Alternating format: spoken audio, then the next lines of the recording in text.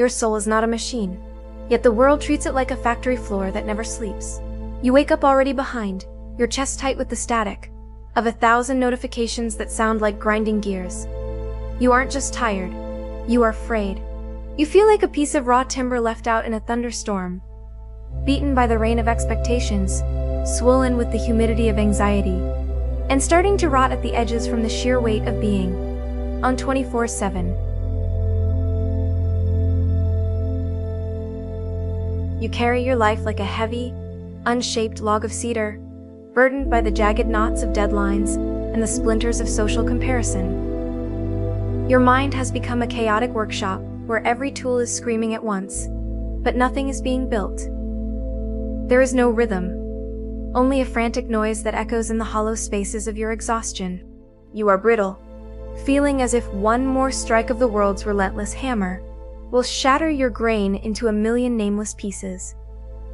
This is the modern ache, the quiet terror of being unfinished, abandoned in the storm of 1,000 voices that demand everything and offer no rest. But there is a door. It doesn't creak, it breathes. You step over the threshold, leaving the neon static behind. The air here is different.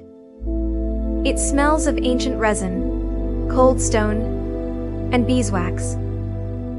The light doesn't glare.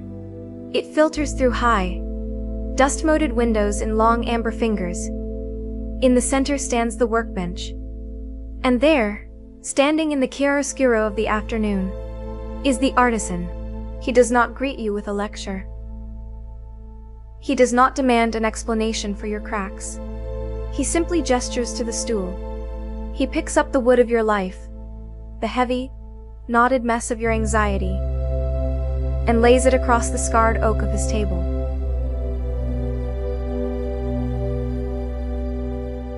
The carpenter's hands are not delicate. They are mapped with the geography of labor. His skin is stained with the oils of patience. He touches your chaos with a gentleness that feels like a rebuke to the world's violence. With a steady hand, he picks up a plane. Shh, pa. A thin, translucent ribbon of your pride curls away and falls to the floor. Shh, pa. The rough surface of your fear begins to give way to the hidden gleam of your true fiber. He is not deleting you. He is finding you.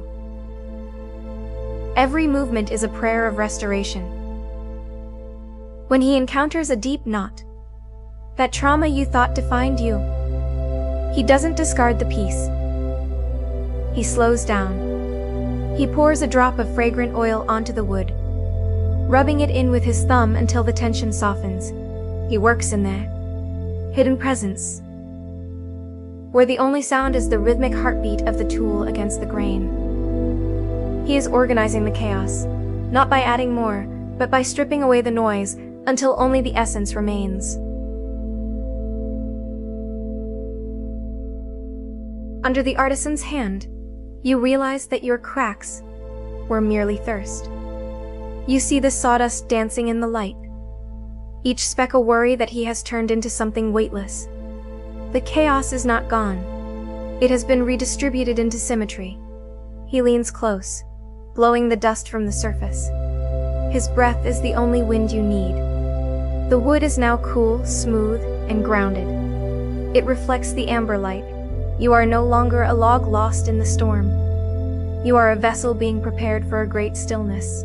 The carpenter looks at the work, and in his silence, you hear the only verdict that matters. It is good.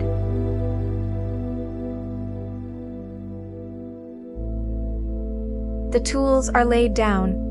The workshop grows dim, save for the single candle on the corner of the bench. This is the moment of Selah. It is the holy pause between the strike of the hammer and the song of the wood. The artisan invites you to sit in the quiet he has built for you. Do not rush back to the noise.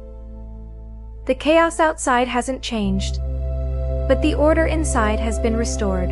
Clarity is not found in the search. It is found in the surrender to the artisan's touch. Breathe in the scent of the cedar. Feel the smoothness of your own soul. The work is ongoing, but for now, just be. Selah.